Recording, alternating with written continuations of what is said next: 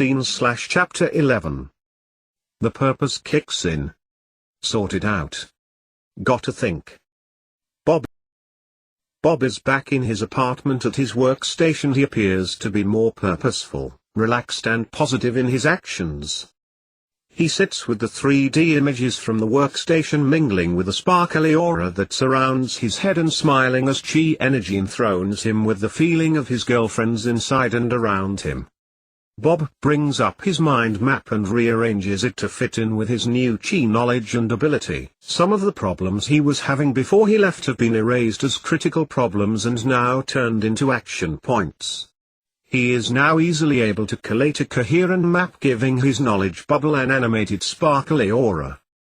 He is reminded that his colleagues have always prized abilities and instincts, and he feels like he has enhanced his a lot with his experience in the temple and is improving his analysis of his situation now, knowing of a global human chi field. He realizes that this energy feels like it is being corrupted by some of the people he interviewed and that they are involved with a devious dark global group.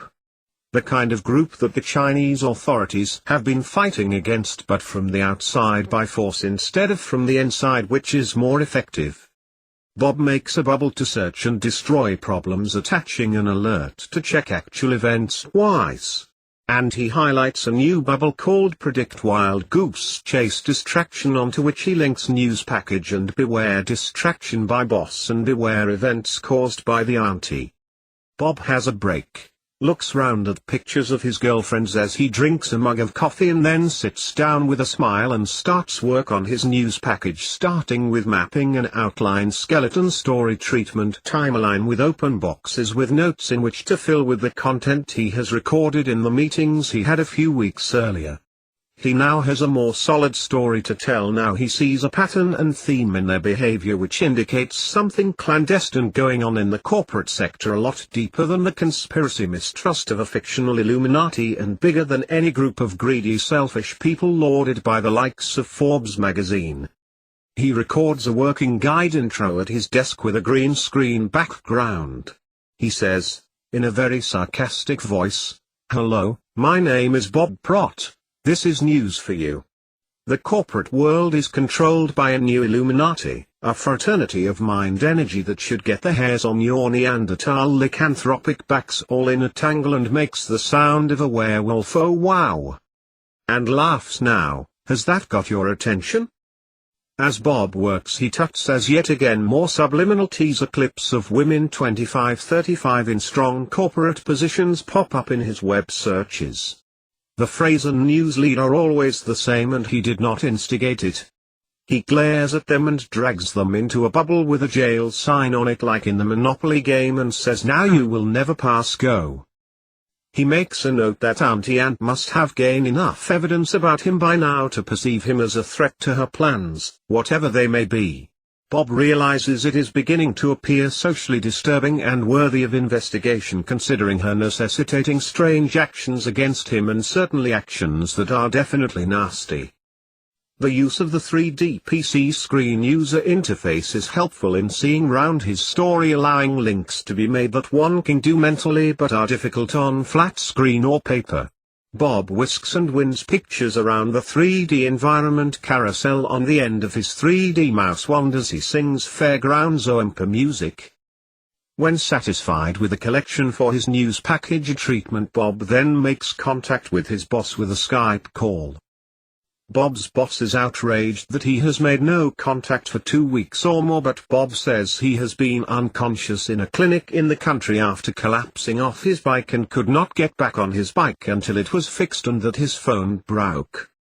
Bob's boss is unhappy with the story of his disappearance, and says they could have helped if he had called, and says sarcastically, "You probably needed a break," and smiles at the other journalists in the room at his end as if he has cracked a funny and they stare deadpan at him.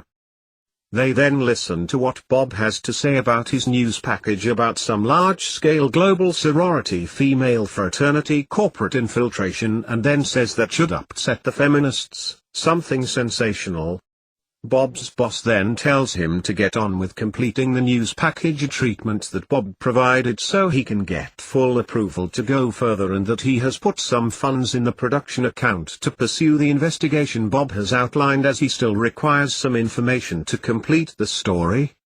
After a short pause after the call, Bob's friends in the newsroom conference call him back from their PCs, as they seem to have picked up that Bob has received some cheat teachings while he has been sick that have enhanced Bob's senses, and that it appears he has become more aware of everything. Bob tells them that some monks came to visit him in the clinic while he was laid out. They smile and say they must have said the right things to you. By absorbing their chi abilities you have become more settled, sourced and purposeful. The interaction his colleagues give to Bob supporting his senses and awareness becomes more significant to him, as if they have some chi energy abilities themselves. He says, "You old hippies, in a chanting way, then says another microdot maybe? And winks." Back in the office when they are offline, the boss asks the journalists if Bob has gone mad, but they give Bob support for the package as if they have some hidden knowledge about what Bob has found. It appears to Bob as he reviews the conference that he feels his boss has some insight or inside knowledge into Bob's new learning from the CEO interviews rather than him getting it from the monks, and that is why he has gone with following the story as Bob presented it.